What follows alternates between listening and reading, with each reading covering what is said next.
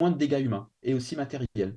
Et en fait, voilà, il y a tout un univers qui s'ouvre aussi, il y a des appels à projets pour financer des projets qui sont appelés solutions fondées sur la nature. En gros, c'est bon pour les humains, bon pour la biodiversité. Et je m'arrêterai là. J'aurai des tas de choses encore à partager avec vous, mais je pense que mon temps vient de s'arrêter. Je ne sais Tariq, pas si vous avez pu bien m'entendre. Merci en tout cas, si vous avez des questions, je serai ravi d'y répondre plus merci tard. Tariq. Voilà, tu es applaudi, et donc je ne sais pas si tu entends ça. Je suis désolé pour le petit contretemps technique qu'on Pas a de eu, problème, on s'adapte. mais voilà, l'adaptation, ça fait partie aussi de l'économie verte, hein. Donc, et du développement durable. Voilà, l'adaptation des espèces notamment, donc aux nouvelles technologies. Et donc, ce que je voulais dire vraiment, je suis très content que tu aies pu participer parce que ton agenda est vraiment chargé, mais le grand acquis qu'on a, si vous permettez que je m'exprime comme ça, c'est que souvent on a un discours un peu théorique sur les enjeux de développement durable et sur le concept même d'économie verte et de l'économie circulaire. Grâce à toi, Tarek, on a pu quand même voir que ça se fait. C'est des choses qui se font et qu'il faut un peu d'ouverture d'esprit pour ouvrir la porte à l'innovation, pour qu'on puisse ensuite développer des choses qui vont se faire. Alors, ce qu'on va faire maintenant, reste en ligne, s'il te plaît. Là, maintenant, je peux te dire que cette session Zoom ne va pas s'arrêter. Donc, on est sur la bonne session, donc tu peux rester. Tu pourras intervenir dans le débat. Je vais essayer de toucher à rien, comme ça on n'aura pas d'autres problèmes. Reste comme ça, tu peux intervenir dans le débat. Moi, ce que je vous propose maintenant, avant qu'on ouvre le débat dans la salle, c'est qu'on ait un petit reflet à travers un panel d'experts algériens, de praticiens aussi, pour, disons, refléter sur ce qu'on a dit depuis ce matin, à travers leur parcours personnel et leurs propres analyses et leur vision aussi, donc de ce qui est en train de se faire et de ce qui peut se faire chez nous en Algérie concrètement. Donc j'ai l'honneur, donc je vais rappeler Sophie Aubert, directrice de l'AFD.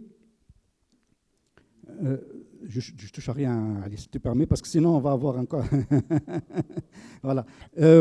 Donc pour la direction, je vous invite à vous présenter donc au panel. J'appelle aussi Mylène Pacheco, qui est coordinatrice du programme EcoVertec, donc ONUDI. Voilà. Installez-vous comme vous voulez, hein, donc voilà. Je voudrais que mon ami Zoubir Sahli soit avec nous aussi, agroécologiste, donc expert en agriculture durable. Et nous avons avec nous Madame Besma Belbjaoui, qui est consultante, chef d'entreprise et expert en économie circulaire, et qui a fondé une des toutes premières entreprises en économie, dans le recyclage, il y a un peu plus de 10 ans. Voilà. Il devait y avoir avec nous aussi M. Cheikh Majid du CRF, du Commissariat aux énergies renouvelables, mais il m'a envoyé un message pour me dire qu'il est coincé à Chiraga. Donc, quand il a dit Chiraga, j'ai compris. Donc, il viendra quand il pourra. Voilà. Oui. Donc, il est mal, quoi, hein, voilà. Donc, je vais en fait faire un petit tour de table. Donc, je ne pense pas que ce soit nécessaire de vous représenter, mais chacun pourra parler aussi de son parcours, de ce qu'il fait. Je vais commencer par Zuber, hein, d'accord. Je ne sais pas, on a un peu parlé d'agriculture durable, on a parlé aussi de solutions fondées sur le vivant, on a parlé aussi de... moi, il y a un sujet qui me tient extrêmement à cœur, c'est l'algoculture et toutes les exploitations industrielles donc on peut tirer de la culture des algues, sachant que le pays se prête très très bien à cette industrie. Donc, ta projection à toi, Zoubir, en tant qu'expert, donc sur cette dimension d'agriculture durable, donc comment tu vois les choses? Tu peux utiliser déjà. Il faut appuyer pour que ce soit vert. Hein. Bonjour, merci. Salam alaikum. Vous m'entendez? Bien. Je remercie Harbi et les organisateurs de m'avoir invité à ce panel qui est un peu spécial. Moi, j'ai été un peu surpris de venir dans cette organisation, dans ce panel-là qui est dédié à l'entreprise. Moi, j'ai un parcours un peu différent. Mais comme le thème, c'est l'économie verte, l'économie circulaire et le développement durable, je me suis dit qu'il y avait peut-être des choses à dire concernant tout ce qu'on appelle le champ de l'agriculture et le champ de l'agroalimentaire en général. Bon, je suis agronome, je suis économiste aussi de l'agriculture et de l'alimentation. J'ai beaucoup travaillé sur ces questions.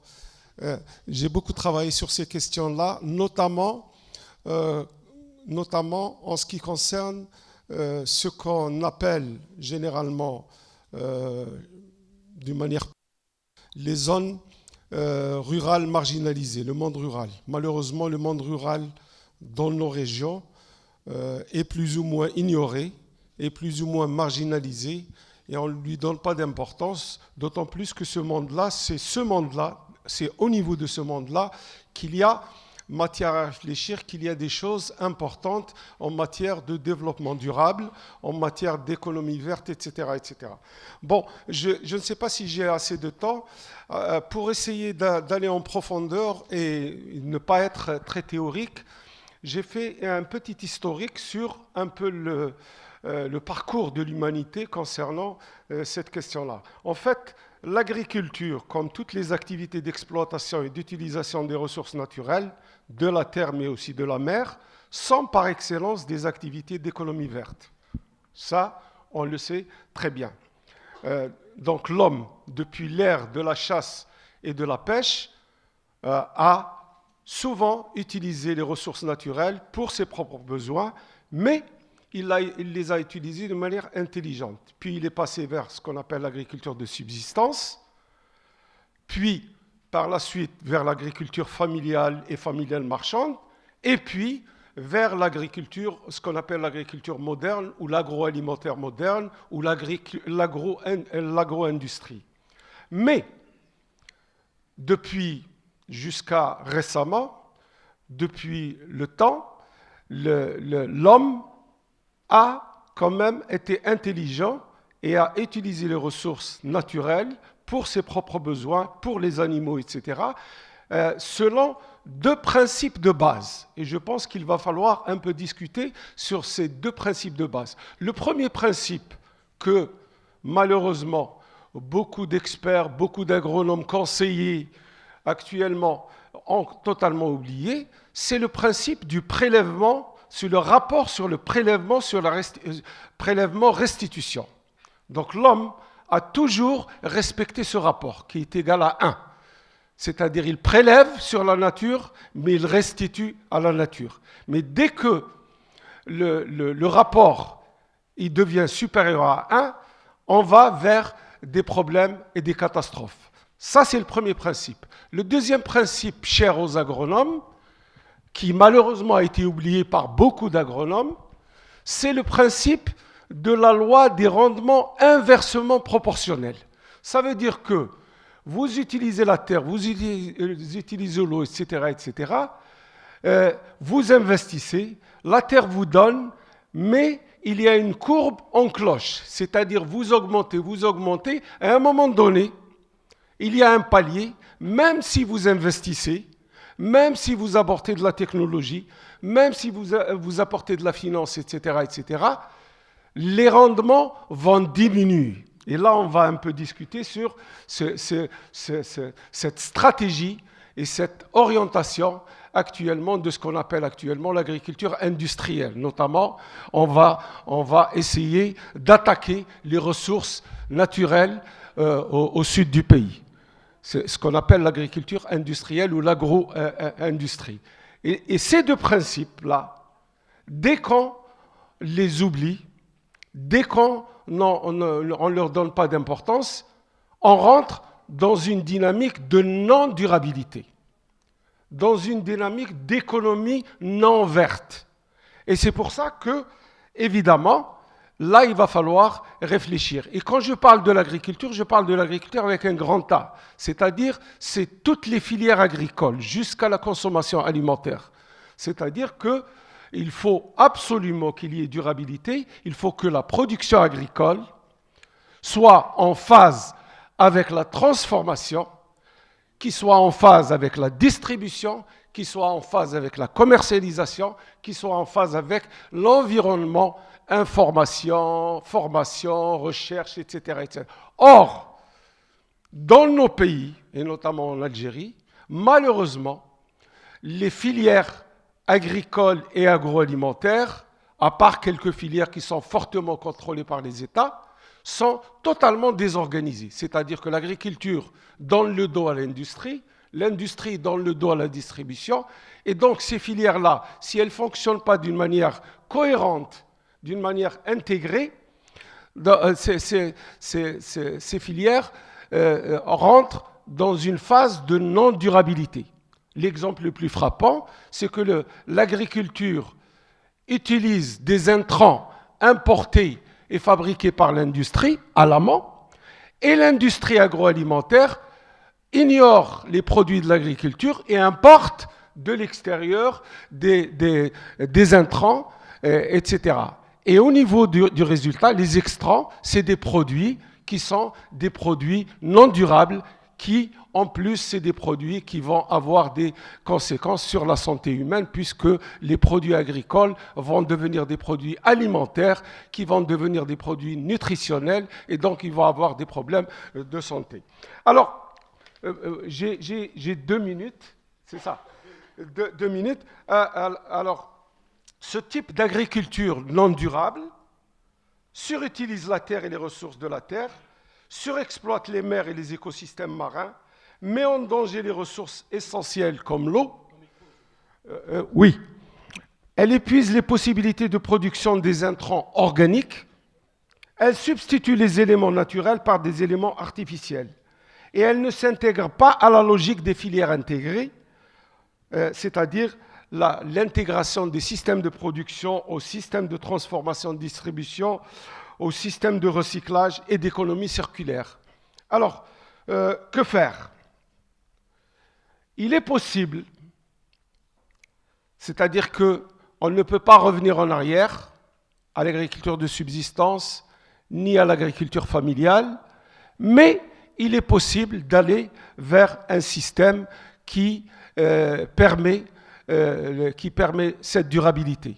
Donc il ne faut pas être extrémiste et essayer d'aller vers un système qu'on va appeler d'une manière peut-être impropre, mais il faut le définir par la suite, un système qu'on appelle un système agroécologique.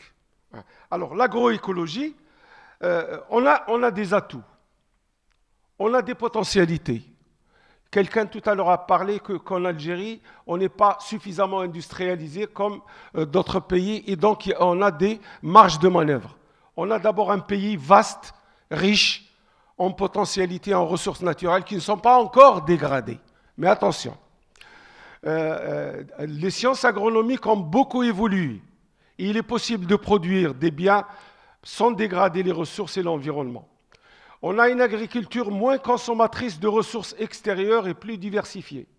Mais, par exemple, on a eu cette chance, parce qu'il y a des problèmes économiques d'augmentation des coûts des intrants, que beaucoup de nos paysans n'utilisent pas beaucoup d'engrais, n'utilisent pas beaucoup de pesticides encore. Mais attention, d'autres, comme en Mitidja, etc., utilisent beaucoup de pesticides, beaucoup d'engrais. La preuve, tous les fruits et légumes qu'on consomme sont saturés par des pesticides. Donc, il faut remettre en cause les démarches actuelles en matière de relance de la production agricole en recentrant toutes les actions de développement vers ce qu'on appelle une agriculture plus intelligente. Et là, on n'invente rien. Nos ancêtres ont inventé ce qu'on appelle l'agriculture familiale.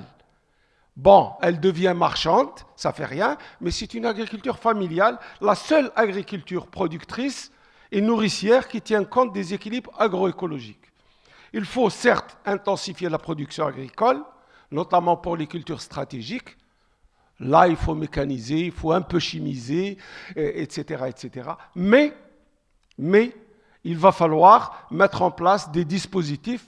Et là, l'un des grands dispositifs en matière d'organisation, c'est la mésoéconomie.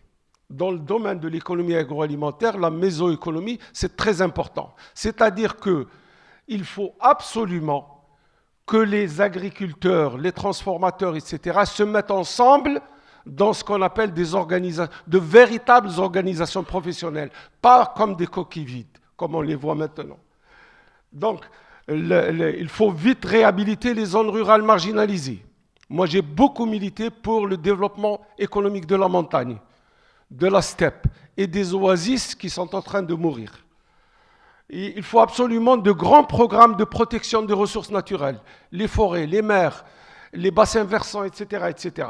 La valorisation des produits forestiers non ligneux, parce que quand on parle de forêt, on parle de bois uniquement et de liège. Or, la forêt peut nous donner des produits, une gamme de produits extraordinaire.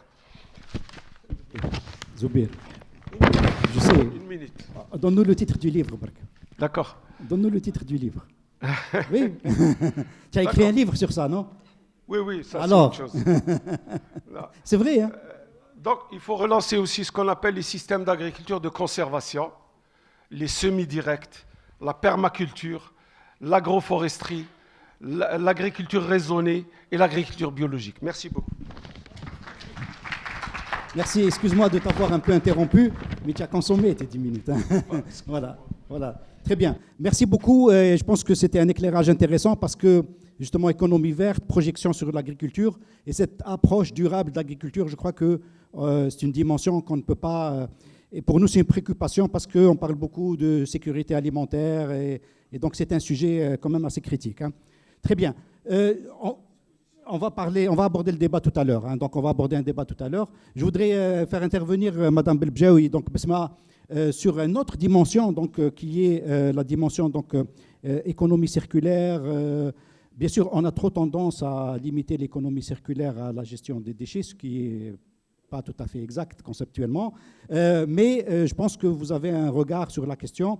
D'après vous, promouvoir l'économie circulaire et donc notamment cette dimension qui est liée à donc, prévenir, réduire, réutiliser, recycler évidemment, valoriser. Votre parcours à vous, madame, vous voyez les choses comment du point de vue d'une perspective d'économie verte en Algérie? Merci. Bonjour à toutes et à tous. Donc, Besma Belbjaoui, je suis biologiste de formation et ingénieure en génie de l'environnement. Donc, en plus de mon parcours académique, j'ai aussi créé une des premières entreprises de recyclage en Algérie en 2011. Donc, qui traitait le plastique. Et donc, on avait à l'époque introduit en fait cette industrie ou ce tissu industriel en Algérie qui comporte en fait 3 maillons essentiels qui sont les collecteurs, les recycleurs et les transformateurs. Donc, ces 3 maillons doivent travailler ensemble pour pouvoir développer ce secteur-là, éventuellement pour la réutilisation de matières recyclées ou pour l'exportation éventuellement. Donc, effectivement, l'économie circulaire, ce n'est pas le recyclage, parce qu'il y a